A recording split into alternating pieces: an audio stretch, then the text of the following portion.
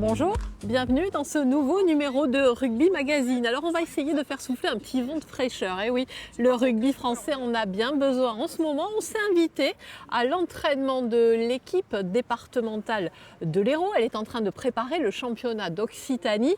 On va vous parler du rugby français, de son état, mais à travers le rugby amateur, on va prendre le pouls de ce rugby, de ses fameuses valeurs. Voici le sommaire de cette édition. Attaquer les bonnes zones. Paul Goz, le président de la Ligue nationale de rugby, nous a ouvert son album Souvenir, le temps où il était joueur à l'USAP. L'entraîneur du Stade Toulousain, Hugo Mola, est notre invité. Son avenir, celui de son club, il se livre à Rugby Magazine. Le rugby français est en crise, images, valeurs et même perte de licenciés. Quelles conséquences sur le rugby amateur? C'est notre dossier. Voilà 2 saisons maintenant que Muret a trouvé un nouvel élan. Confrontés au manque de bénévoles et de joueurs, les banlieusards toulousains doivent aujourd'hui leur salut à la fusion avec le club voisin de Éonne, lui aussi en manque d'effectifs. Quitter Éonne pour Muret, Josette ne regrette rien. Non, aucun problème. Il fallait bien parce que Éonne, on n'avait plus assez de joueurs, donc on a trouvé Muret pour s'incorporer. Et donc, puis on s'entend très bien, les joueurs ont trouvé leur marque, vraiment. Les dirigeants, il n'y a aucun problème. Non, tout à fait bien. Le rugby club muretin, honneur régional, est aujourd'hui en pleine reconstruction. Il s'appuie sur des valeurs qui ont déjà fait leurs preuves, comme la solidarité. Virgile, grand blessé du rugby, a trouvé ici ce qu'il cherchait. Je me regarde, moi c'est toujours l'esprit rugby que j'ai recherché. Je retrouve plein de joueurs que j'ai entraînés dans les équipes jeunes et tout ça. Donc bon, mais c'est juste du plaisir. De l'enthousiasme, Audrey, venu en renfort d'Éonne, n'en manque pas non plus. Et c'est préférable pour assurer les responsabilités de secrétaire général, plusieurs heures de travail par semaine. On commence en général le lundi avec les entraînements, cadets, juniors, école de rugby, les matchs qu'il doit y avoir le week-end, donc à contacter les mairies, le comité aussi. Et puis après, s'il y a des arrêtés municipaux, en général ça tombe le vendredi matin. Donc là, on appelle les équipes adverses, les communes. Cela dit, rien n'est encore gagné pour le RCM. Conséquence du manque de bénévoles, pas de guichet ce dimanche-là, pas de bourriche, un manque à gagner à peine compensé par l'activité buvette. Toujours faute de moyens pour les démarcher, les sponsors sont rares. Vincent, à la tête d'un cabinet comptable, fait figure d'exception. C'est important pour nous d'être proche des valeurs du rugby. On essaie de l'appliquer dans notre relation quotidienne avec les clients et avec nos équipes. Et plus particulièrement Muret parce que l'entraîneur de l'équipe B, Virgile Véron, est un ami d'enfance de longue date et très proche, donc je l'ai suivi dans son aventure. Dans cette ville de 20 000 habitants, les obstacles sont nombreux, c'est d'ailleurs le lot de tous les clubs amateurs. Mais de manière plus spécifique, Muret doit faire face à une redoutable concurrence. Traditionnellement, c'est plutôt le foot ici parce qu'il y a le rugby un peu dans l'ombre du club de foot, la SM, qui a quand même une sacrée histoire puisqu'elle a évolué au niveau national. Mais vous êtes en colère, bordel! Je vous vois pas en colère! C'est pas les en colère, là! 250 spectateurs présents, si l'on accepte les proches des joueurs, ce n'est pas le Pérou. Il faut dire que ce jour-là, Écosse-France est retransmis au même moment sur le petit écran. La plupart des spectateurs ne viennent plus dans les stades pour supporter leur équipe, l'équipe Fagnan. Parce que les gens sont devant la télé. Déjà que quand il fait mauvais, on a du mal à les faire venir. Alors imaginez-vous quand l'équipe de France se joue. Et ça, c'est lamentable. Donc je pense que les instances à haut niveau devraient se préoccuper de cet état de fait. Les destinées du club sont désormais dans les mains du président Frédéric Abad, ancien joueur qui connaît forcément bien la maison. Pour lui, l'avenir du club et du rugby dans son ensemble passe par des considérations plus générales. On a notre image, quand même, l'image du rugby qui est un peu écornée, que ce soit sur les actualités ou même tous les dimanches. On voit de plus en plus d'incivilité, ou même le samedi avec les jeunes.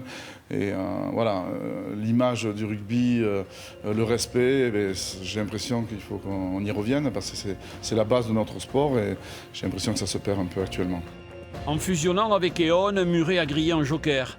Le plus dur reste à faire, pérenniser l'entente, sachant que dans le rugby amateur, les marges de manœuvre sont étroites, trop étroites. C'est pas facile, vous l'avez vu, tous les dimanches, d'être rugbyman amateur. Pour les rugbyman professionnels, c'est une autre problématique. Hugo Mola, l'entraîneur du Stade Toulousain, lui, vise haut cette année. Il a beaucoup de pression, heureusement. Hugo Mola est l'invité de cette édition. Écoutez-le. Bonjour Hugo Mola. Bonjour. Saison compliquée la saison dernière. L'apaisement cette année?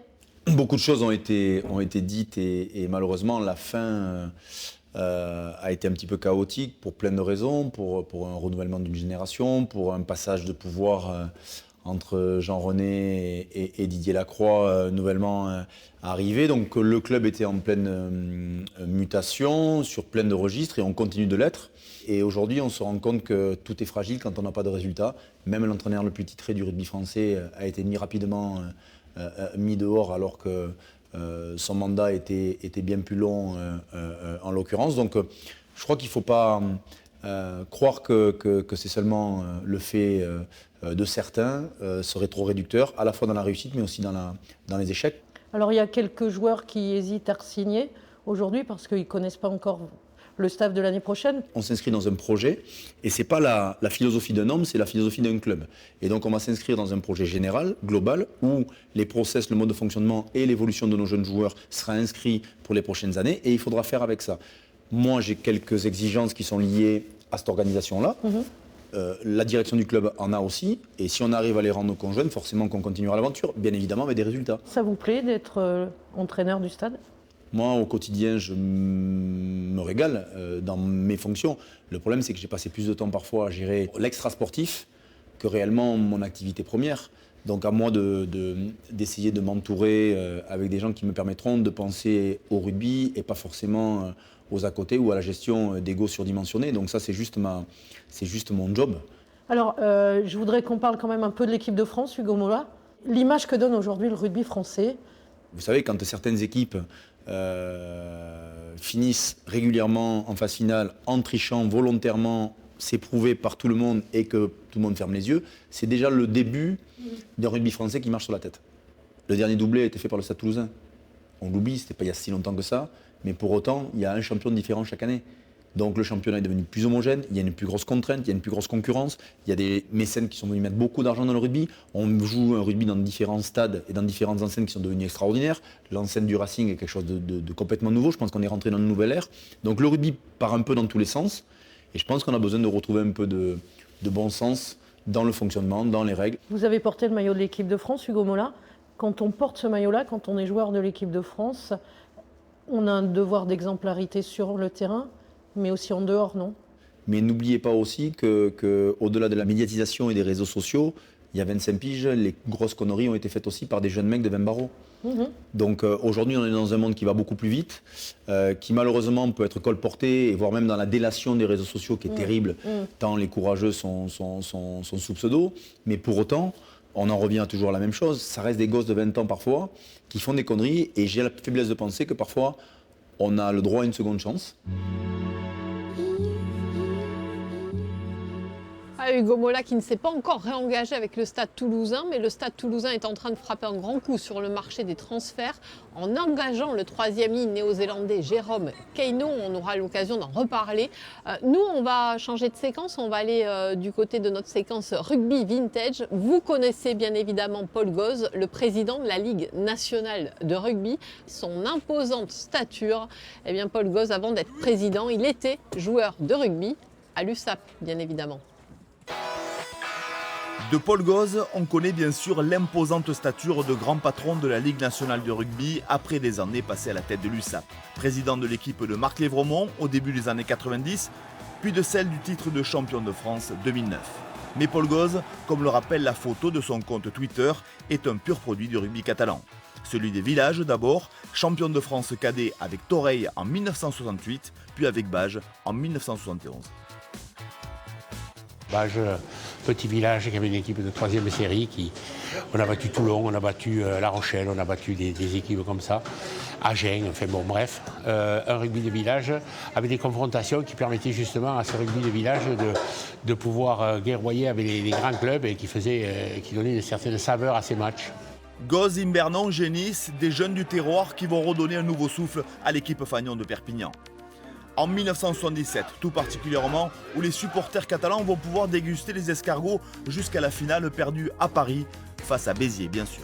On a eu l'apport d'André Kilis, qui était un fabuleux entraîneur, donc il nous a permis de canaliser toute toute cette furia et a pu la mettre en musique, qui nous a permis d'être plus structuré, d'avoir un jeu plus posé, qui nous a permis de faire des résultats. Et à part l'équipe de Béziers qui, bon, je pense, nous était supérieure à cette époque-là, on peut dire qu'on était la deuxième équipe française pendant cette période. Dès la 4e minute, une action personnelle de Goz, le géant de l'USAP. Dans ces années 70 et son rugby très viril, Paul Goz va faire étalage de ses capacités. Comme ici, toujours en 1977 face à Agen, avec son numéro 4 dans le dos, il est à l'origine de 2 essais qui envoient les Catalans en quart de finale. Goz, Dr Jekyll et Mr Hyde, car 2 ans plus tôt, il s'était fait remarquer dans un autre style, toujours contre Agen, expulsé. Ce match houleux vaudra à l'USAP 1 an d'exclusion du Dumanoir. On ne touchait pas impunément au club du président Ferras. Il vaut mieux être le boucher que l'agneau, souvent, dans tout.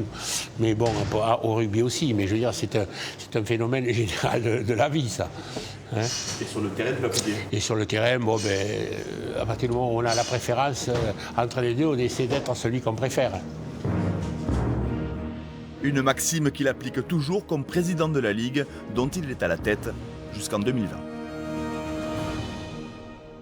Ils auront peut-être un jour la belle carrière de Paul Goz, c'est en tout cas tout le mal que je vous souhaite, hein, les garçons. Paul Goz qui sera sans doute supporter dans quelques minutes du fameux choc de Pro D2 entre Montauban et Perpignan. Montauban-Perpignan, ça a inspiré une chanson, regardez plutôt. Nous on vous dit... À samedi prochain dans Rugby Magazine. L'équipe de Perpignan, ça va jouer le Montauban. Elle est battue évidemment par l'équipe de Montauban. Mais quand l'équipe de Montauban s'en va jouer par Perpignan, elle est battue, c'est évident, par l'équipe de Perpignan. Honneur au sport, c'est la loi du sport. Vas-y petit, c'est ce rugby. Oh, l'équipe de Perpignan s'en va jouer par Montauban. Ils engrossent évidemment quelques filles de Montauban. Mais quand l'équipe de Montauban, ça va jouer à Perpignan, ils engrossent, c'est évident, quelques filles de Perpignan. Honneur au sport, c'est la loi du sport. Vas-y petit, c'est ça la règle. Vas-y petit, c'est